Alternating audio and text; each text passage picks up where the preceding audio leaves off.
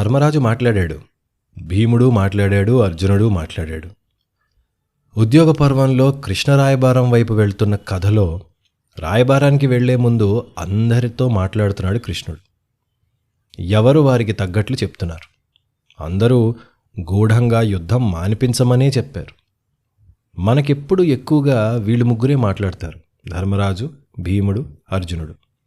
నకుల సహదేవులు మాట్లాడినట్లు పెద్దగా ఉండదు, అక్కడక్కడ ఉంటుంది. కాకపోతే మనం వారికి అభిప్రాయం లేదనుకోవడం పొరపాటు. వాళ్ళకేం మాట్లాడడం రాదని, ఒకవేళ వచ్చినా కూడా అంతా మెత్తమెత్తగా మాట్లాడతారు, భయం భయంగా మాట్లాడతారు, అన్నల ముందు గొంతు విప్పరు. ఇలాంటి అభిప్రాయాలు పెట్టుకోవడం సహజం. పైగా మనకి సినిమాల్లో, నాటకాల్లో కూడా అలాగే చూపిస్తారు. కానీ అలా కాదు. అర్జునుడు తన మనసులో మాట చెప్పాక కృష్ణుడితో సహదేవుడు అన్నాడు, కృష్ణ, పెద్దల మాటలు అయిపోయాయిగా, నా మాట విను. ఒకవేళ కౌరవపక్షం సంధికి ఒప్పుకున్నా రెచ్చగొట్టి యుద్ధానికి తీసుకునిరా. ఇది సహదేవుడు కృష్ణుడితో అన్నమాట. ఏమన్నాడు? ఒకవేళ కౌరవపక్షం సంధికి ఒప్పుకున్నా నువ్వు రెచ్చగొట్టు వాళ్ళని, రెచ్చగొట్టి యుద్ధానికి తీసుకురా అన్నాడు. Welcome to gossip tree. Vyasa Mahabharatam ఆధారంగా అద్భుతంగా చెప్పుకుంటున్న ఉద్యోగ పర్వ కథలోకి స్వాగతం. నిజంగానే సహదేవుడు ఆ మాటతో మొత్తం అందరి మొహాలు మారిపోయాయి సభలో. ఇదేంటిది అనుకుంటున్నారు. సహదేవుడు యాక్చువల్గా అలా మాట్లాడడానికి ముందే నకులుడు మాట్లాడాడు. నకులుడైతే కృష్ణ నువ్వు అసలు వెళ్ళొద్దు అనేసాడు. ఎందుకంటే ఆయనకి కృష్ణుడి మీద ఉన్న భక్తి అటువంటిది. కృష్ణ, నువ్వు అక్కడికి వెళితే నువ్వు మాకు శ్రేయోభిలాషివి కనుక, నీ మీద మేము ఆధారపడి ఉన్నాము, నువ్వు మా ఆత్మబంధువువి కనుక నీకు వాళ్ళు ఎలాంటి హానినన్నా చేస్తారు. వాళ్ళకి నీతి నియమాలు ఏం లేవు. అక్కడ వాళ్ళు చేసే పనులని ధర్మం తెలిసినా కూడా ఆపేవాళ్ళు లేరు. అందుకని చెప్పి నువ్వు అసలు వెళ్ళకు అంటాడు నకులుడు. అలా అంటే కృష్ణుడు, డోంట్ వరీ నకుల, నా గురించి నువ్వేం బెంగపెట్టుకోకు అన్నట్టని సహదేవుడి వైపు తిరిగితే సహదేవుడు ఇలా అంటాడు. ఏమని అంటాడు మళ్ళీ చెప్పండి. కృష్ణ, ఒకవేళ నువ్వు అక్కడికి వెళ్ళాక సంధికి వాళ్ళు ఒప్పుకుంటే, అన్నయ్యల గారికి కావాలి కదా అదే సంధి, ఒకవేళ వాళ్ళు ఒప్పుకున్నా నువ్వు ఒప్పుకోకు, రెచ్చగొట్టు, ఏంట్రా సంధి అని గొడవకి తీసుకురా వాళ్ళని. ఎందుకలా అన్నాడు? కృష్ణ, ఏంటి శాంతి? ఏనాడైతే నిండు సభలో ద్రౌపదికి అలా జరిగిందో ఆనాడే దుర్యోధనుడు నా దృష్టిలో చచ్చాడు. వాడి మీద మళ్ళీ సోదర భావం నాకు రాదు.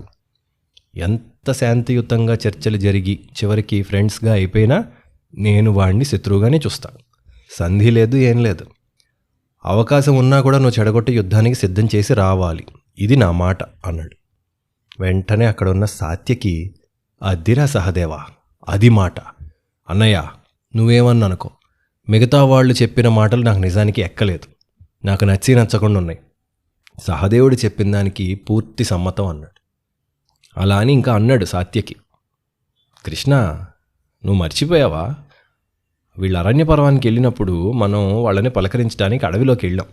అక్కడికి వెళ్ళాం కదా, మొదటిసారి పాండవుల్ని చూసి, మొదటిసారి ఆ ద్రౌపదీదేవి పరిస్థితిని నువ్వు చూసి నీకెంత కోపం వచ్చిందా అన్నాడు. అప్పుడే యుద్ధానికి పోదాం అన్నావు. ధర్మరాజు, అర్జునుడు అడ్డుపడితే ఆగావు. ఇక్కడున్న యోధులందరిది కూడా నిజానికి సహదేవుడి అభిప్రాయమే. నాకు తెలిసి నీకు కూడా వెళ్ళాలనే ఉంది యుద్ధానికి. సో మాది సేమ్ డైలాగ్ అన్నాడు ఆయన. సాత్యకి అలా అన్నాడో లేడో ఆయనకి మద్దతు పలుకుతూ మిగతా పెద్దలందరూ కూడా అవును నిజమే అంటూ పలికారు.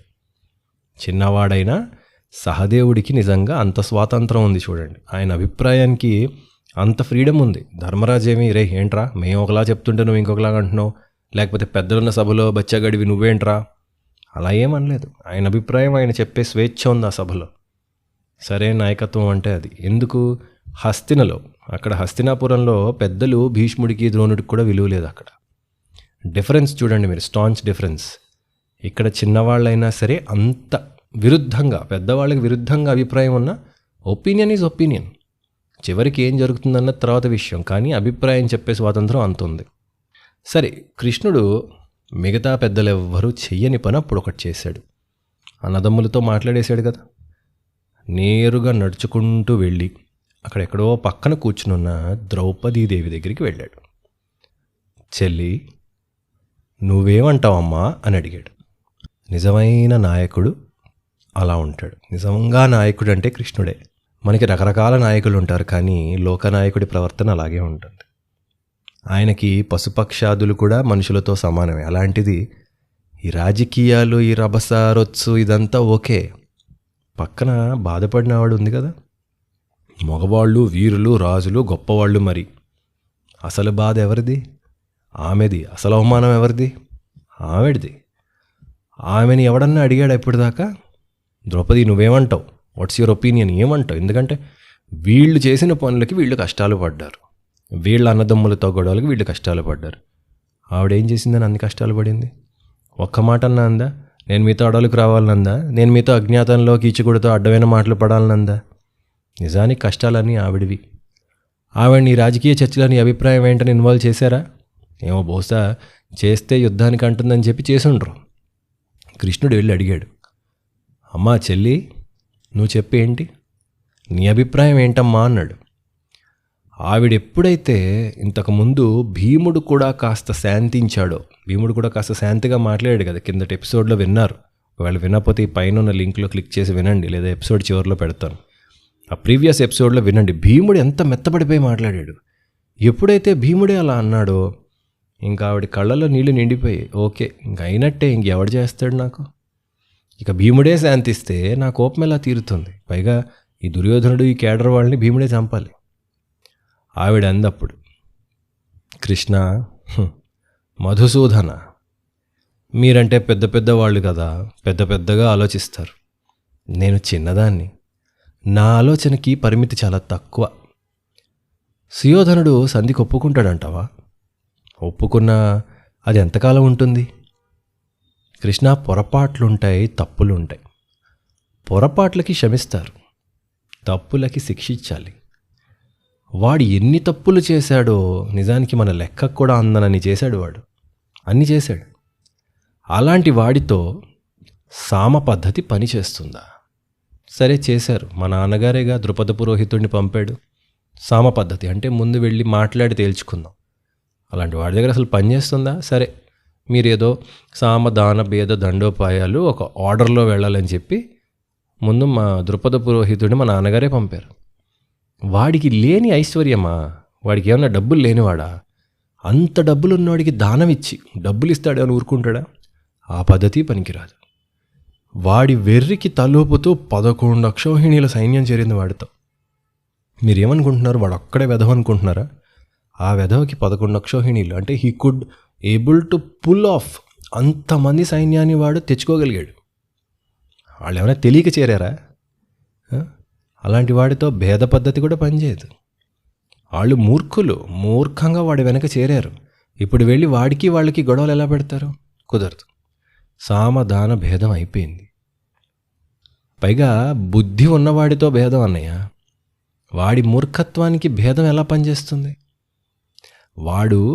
వాడి నుంచి ఒక ఆర్మీని ఏమైనా తీసేస్తే, భేదం క్రియేట్ చేస్తే, వాడికి ఇంకోటికి గొడవ పెడితే వాడేమన్నా భయపడి ఊరుకుంటాడు అనుకున్నావా? వాడొక్కడు, ఆమె చెప్పింది 100% కరెక్ట్. వాడొక్కడు మిగిలిన కూడా అశ్వత్థామని పిలిచి సర్వసైన్యాధ్యక్షుడిగా పట్టాభిషేకం చేసి పాండవుల్ని అపాండవం చేయి అంటే పాండవులందరినీ చంపేయమని చచ్చాడు వాడు. అంత కచ్చవాడిది. ఒకడు వాడితో ఉన్నా ఒకడు వాడితో లేకపోయినా వాడి కచ్చ ఒరిజినల్, వాడు అలాగే ఉంటాడు. ఇక మిగిలింది ఏంటన్నయ్య?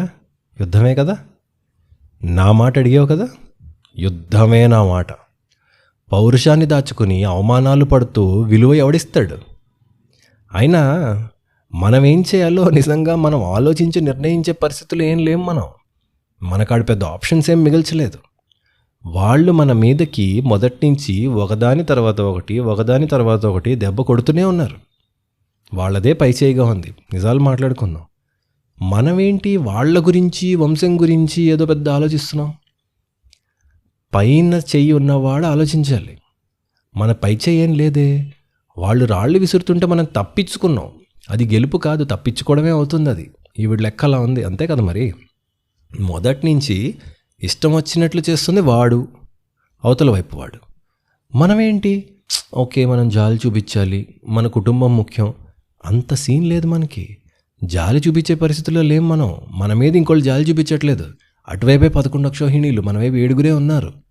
మనం తక్కువలో ఉన్నాం, ఇంకా మనమేదో ఉదారంగా ఆలోచిస్తున్నాం ఏంటన్నయ్య? పాండవులు మహావీరులు కనుక ఇంతకాలం బతికిపోయారు. వాడేం తక్కువవాడు కాదు, కానీ ఎంతటి మహావీరులన్నా ఇలాగే ఉంటే ఎక్కువ కాలం ఉండదు. ఎందుకంటే నువ్వు మహావీరుడివే, కానీ నిన్ను నమ్మి నిన్ను సమర్థించడానికి సైన్యాలు వాళ్ళు వీళ్ళు రావాలంటే నీ బుద్ధి ఒకలా పనిచేయాలి తెలివిగా. అలా లేకుండా మనం ఇంకా ఏదో వేరేలా ఆలోచిస్తుంటే వాళ్ళు వదిలిపోతారు కొంతకాలానికి. వాడు శత్రువు మొదటి నుంచి మన ప్రాణాల మీద పడ్డాడు అన్నయ్య. యుద్ధమే. క్షత్రియుడికి స్వధర్మం యుద్ధం. దానం పట్టో వ్యాపారం చేసి కష్టం చేసో కాదు, బలంతోనే సాధించుకోవాలి క్షత్రియుడు ఏదన్నా. పైగా మోసపోయాక కూడా బలం చూపని వాడు రాజైతే అవుతాడు, కానీ క్షత్రియుడు అవడు. చురక ధర్మరాజుకి అంటే 5 ఊళ్ళు ఇవ్వండి అని, ఏదో నువ్వు 5 ఊళ్ళు ఇవ్వయ్యా పోనీ రాజుల్లాగా బతుకుతావు అని 5 ఊళ్ళు ఇచ్చి వాడేదో వేసి నీ ముష్టితో నువ్వు రాజ్యం చేస్తే పేరుకి రాజు అవుతావు. క్షత్రియుడి మర్యాదలేం మిగలవు నీకు. వాడేంట్రా అన్నీ మోసం చేసి పెళ్ళాన్ని చేరెప్ప తీసి కూడా లాక్కుని వాడు పడేసిన 5 ఊళ్ళ ముష్టితో వీళ్ళు రాజ్యం చేసుకుంటూ వీళ్ళేం రాజులరా అంటారు. కానీ వావ్ ఎంత మంచివాళ్ళు, అసలైన క్షత్రియులు వీళ్ళే అని ఎవ్వరు అనరు. ఆ క్షాత్రం, ఆ ఇది లేదు, ఆ సీన్ లేదు.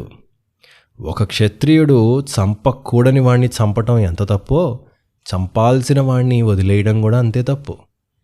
అన్నా నువ్వు అడిగావు కనుక చెప్తున్నా, లోకంలో నా వంటి స్త్రీ ఎక్కడా ఉండదు.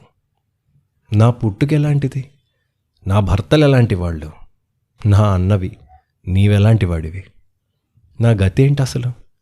ప్రతి వాడు నా మీద బురద చల్లటమే, ఏదో రకంగా బలాత్కరించే ప్రయత్నమే. దుశ్శాసనుడు, సైంధవుడు, కీచకుడు, ఇంకా ఎంతమంది. ఏంటి నాకు ఈ కర్మ ఏంటన్నయ్య? ఇంకా యుద్ధం చెయ్యాలా వద్దా అని చర్చలు అవి నేను వినటం. 5 భర్తలున్నారు మహావీరులు, ఒక్కొక్కడు లోకాన్ని గెలిచేస్తాడు, రక్షించడానికి పనికిరాలేదు. నాకు 5 కొడుకులు ఉన్నారు మహావీరులు. ఈ 5 వల్ల పుట్టిన ఈ 5 భర్తల వల్ల 5 కొడుకులు పుట్టారు, వాళ్ళు మహావీరులు. నా మేనల్లుడు అభిమన్యుడు వీరాది వీరుడు, ఇక నువ్వు. అయినా నాకు ఇదే గతే. ఆనాడు నువ్వు నిజంగా అడ్డుపడకపోతే, నా మానం కాపాడకపోతే నా ప్రాణం అక్కడే పోయేదన్నయ్య. అప్పుడన్నా యుద్ధం చేసేవాళ్ళో లేరో వీళ్ళు. ఇంకా సరే ఎలాగూ పోయింది కదా, ఇంక యుద్ధం అనుకునేవాళ్ళో ఏంటో. మొదటిసారి తిరిగి వచ్చింది కదా రాజ్యం, అనుజ్యూదం. 2 సార్లు జూదం అయింది. మొదటిసారి ద్రౌపదీ వస్త్రాపహరణం అంతా జరిగి అంత రసాభాస అయ్యి దారుణం జరిగిన తర్వాత ప్రకృతిలో కొన్ని వైపరీత్యాలు, కొన్ని అతిగా కనిపించినాయి అన్నమాట, భయంకరంగా ఒమెన్స్.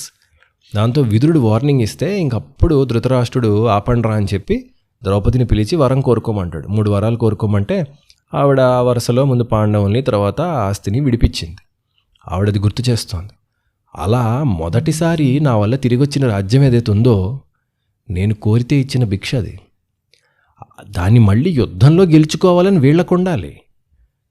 ఏదో 5 ఊళ్ళు వాడి పడేస్తే తీసుకోవటం ఏంటి? అంతగా అయితే చెప్పండి అన్నా, నేను నా చెల్లెలు సుభద్ర వెళ్తాం యుద్ధానికి. చెల్లెల్ని కలుపుకుంటుంది. మేము వెళ్తాం, మా పిల్లలు ఉన్నారు, నాకు 5 పిల్లలు, ఆవిడికి అభిమన్యుడు ఉన్నాడు. చాలు, మా కొడుకులతో కలిసి వెళ్ళి యుద్ధం చేసి తెచ్చుకుంటాం రాజ్యాన్ని. బోడి వాడేంటి ఇచ్చేది 5 ఊళ్ళు, సగం కావాలి, నా రాజ్యం మొత్తం నాకు కావాలి. అది ద్రౌపదీదేవి. సభ మొత్తం పెద్ద పెద్ద వీరులు కదా రాజులు, తల దించుకున్నారు. అంటే ఆవిడ అలా మాట్లాడుతుంది, ఇంకా మనం చర్చలు చేస్తున్నాం అనుకున్నారు. ఊగిపోయారు అందరూ. పైగా వేటుపడిన ఆడది కష్టం చెప్పుకుంటుంటే, ఇప్పుడు మగవాడికి, నిజంగా ఒక మగవాడికి వాళ్ళ కింద వాళ్ళతో పాటు ఉన్న ఒక ఆడమనిషి అలా బాధపడుతూ ఉంటే చచ్చిపోవాలనిపిస్తుంది వాడికి. సభ మొత్తం ఊగిపోయింది. అని మళ్ళీ అంది, కృష్ణ నువ్వు ఏదన్నా చెయ్యి, కానీ ఒక్కటి, ఇదిగో నా జుట్టు చూడు, నువ్వు అక్కడ మాట్లాడే ప్రతి మాటకి ముందు నా కుర్రలని ఇదిగో ఈ సీన్ గుర్తు చేసుకో. ఇలా విరబోసుకుని తిరుగుతుంది ద్రౌపది, ఎందుకు తిరుగుతుందన్న విషయం గుర్తుంచుకో అన్నయ్య. నువ్వు కాపాడావు కదా నన్ను, నా అరుపులు నీకు ఇంకా గుర్తుండే ఉంటాయి కదా. అక్కడ నువ్వు మాట్లాడే ప్రతి మాటకి ముందు నా అరుపులు గుర్తు చేసుకో. వెళ్తావు కదా అదే హాల్స్లోకి, ఎలాగో అక్కడికి ఆ సభల్లోకే వెళ్తావు కదా. ఆ సభల్లోనే అన్నయ్య నన్ను వీళ్ళు బట్టలు ఊడదీసే ప్రయత్నం చేశారు. గుర్తు చేసుకో. మనసులో ఇవన్నీ ఉంచుకొని అక్కడ మాట్లాడు.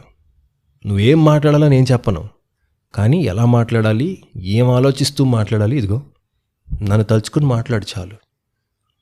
ఇంక యుద్ధం నాకెలా ఉంటుందండి కృష్ణుడి నోట. కృష్ణ, నా భర్తల్ని ఇక నేను అడగను, నువ్వే దిక్కు, ఏం చేయాలో నువ్వే నిర్ణయించుకుని చెయ్యి అని చెప్పి వెళ్ళిపోయింది ఆవిడ అక్కడి నుంచి. కృష్ణుడు ఏం మాట్లాడలా, అలా చూస్తూ ఉన్నాడు. ఒక రకమైన గర్వంతో చూస్తున్నాడు ఆవిడ వైపు.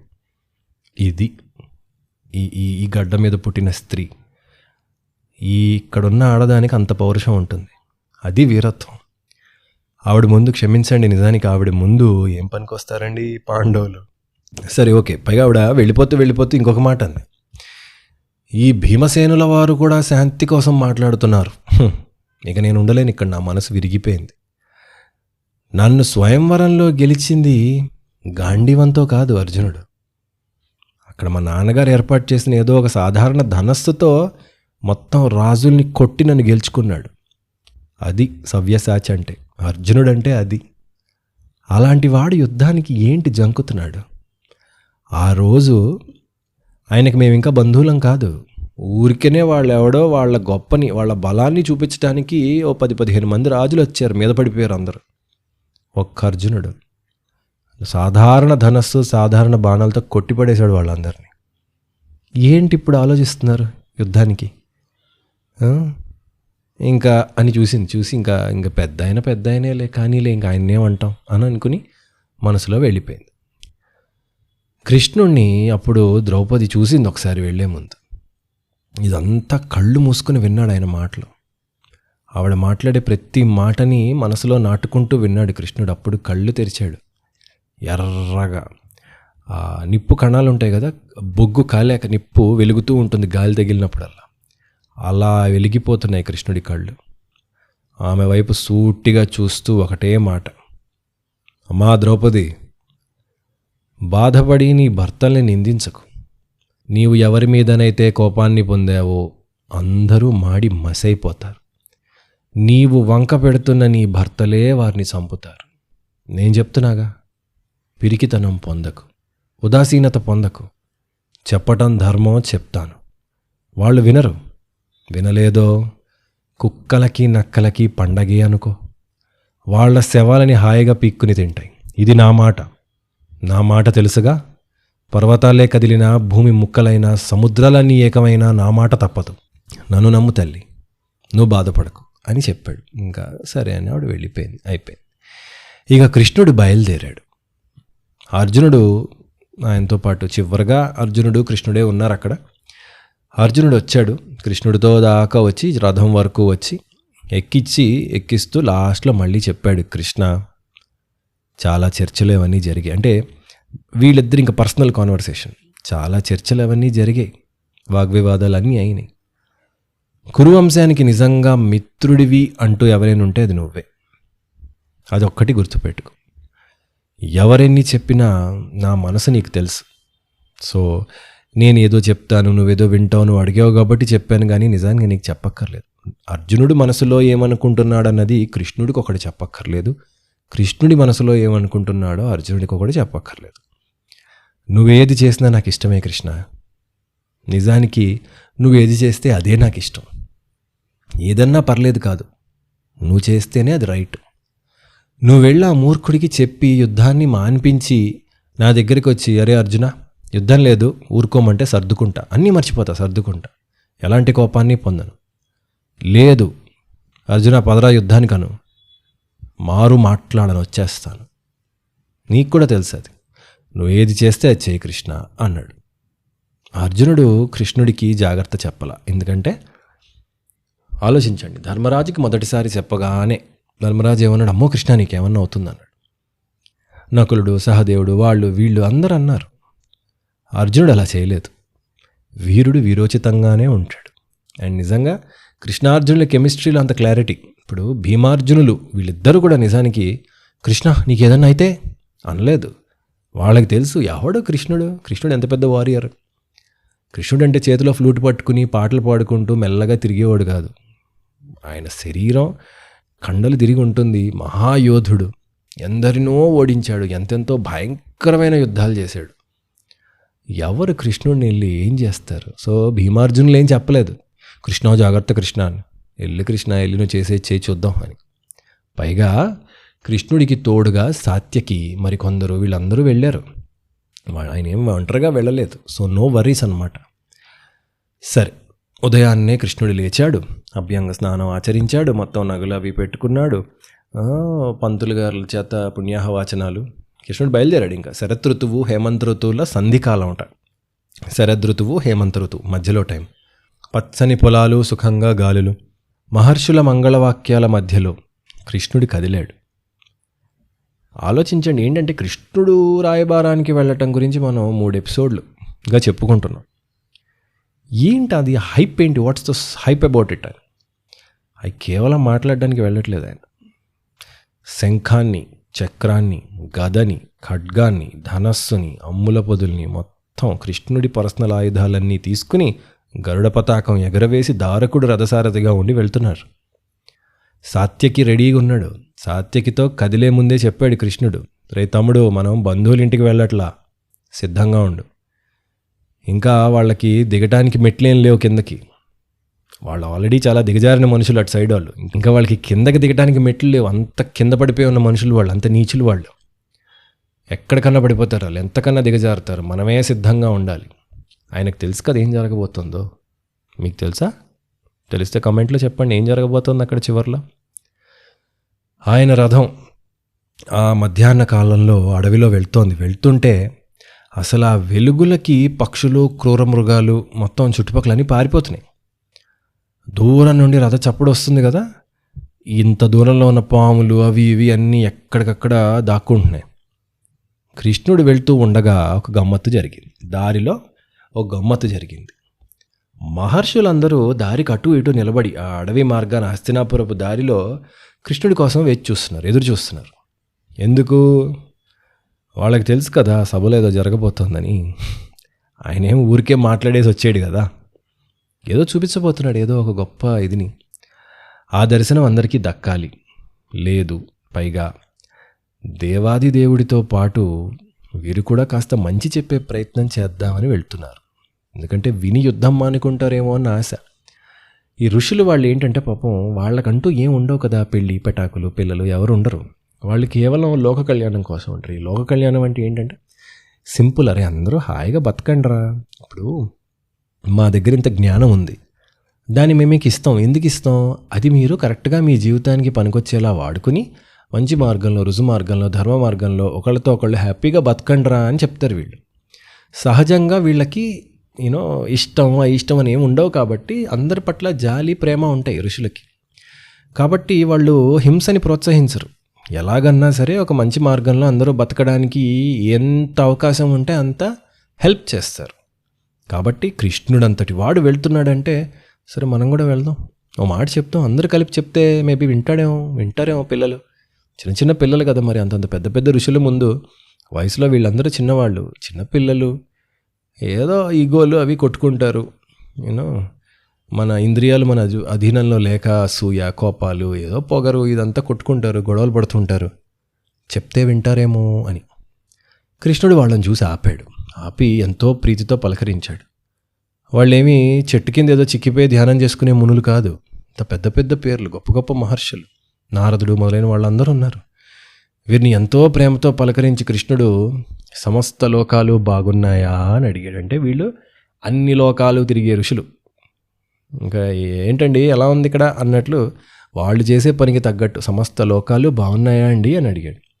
నారదుడు, సర్పమాలి, దేవల మహర్షి, మైత్రేయ మహర్షి, సౌనకుడు, బలి, బకదాల్భ్యులు, వ్యాసుడు, ధౌమ్యుడు, అనిమాండవ్యముని, కౌశికుడు, పరాశర్యుడు, శాలికుడు, అశని, ధాత, శూన్యపాలుడు, అకృతవ్రనుడు, శ్వేతకేతువు, పరశురాముడు సైతం వచ్చారు. Very interesting. పరశురాముడు కృష్ణుడు కలిశారు ఇక్కడ. ఇంతమంది పెద్దలు వస్తే ఆ పరశురాముడు కృష్ణుడి దగ్గరికి వచ్చి కౌగిలించుకుని అన్నాడు, కేశవా, పురాతనమైన దేవాసుర సంగ్రామాన్ని చూసిన దేవర్షులు బ్రహ్మర్షులు కూడా వచ్చారు అన్ని దిక్కుల నుండి. అంత పాతోళ్ళు వచ్చారు. మీరు వెళ్ళే హస్తినాలో పలికే మాటల్ని మాకు వినాలనుంది, మమ్మల్ని తీసుకెళ్ళచ్చు కదా అక్కడికి అని అడిగాడు. వాళ్ళు వెళ్ళలేక కృష్ణుడితో పాటు వెళ్ళాలనుంది అంతే. ఇలా మహర్షులతో కూడి ఏముంది ఆయన అఫ్కోర్స్ సరేనండి అంటారు, తప్పకుండా సరేని అంటాడు. కాబట్టి ఇలా మహర్షులతో కూడి శ్రీకృష్ణుడు, అతనితో పాటు వెనక మహావీరులు, సాత్యకి మొదలైన వారు మహావీరులు 10 మంది ఉన్నారట. ఆ వెనక 1000 మంది సైనికులతో ఉన్నారు, అందరూ ఆయుధాలతో. ఆయన ఏం ఊరికినే వెళ్ళలేదు, ఒక్కడే ఆటో వేసుకుని.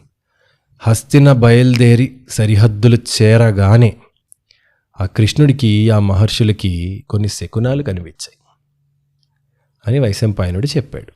ఎవరికి? వైశంపాయనుడు ఎవరికి చెప్పారు? కామెంట్స్లో చెప్పండి. అప్పుడు కథ వింటున్న మీరు కామెంట్స్లో ఎవరైతే పేరు చెప్తారో ఆ మనిషి, అవునా ఏం శకునాలు కనిపించాయి అని చాలా ఆసక్తిగా అడిగాడు. అదా నెక్స్ట్ ఎపిసోడ్లో చెప్పుకుందాం అన్నాడు.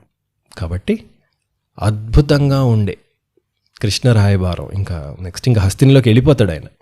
అది ఎలా ఉండబోతుంది ఏంటి అన్నది నెక్స్ట్ ఎపిసోడ్లో విందురు. కానీ మళ్ళీ కలుద్దాం. సెలవు.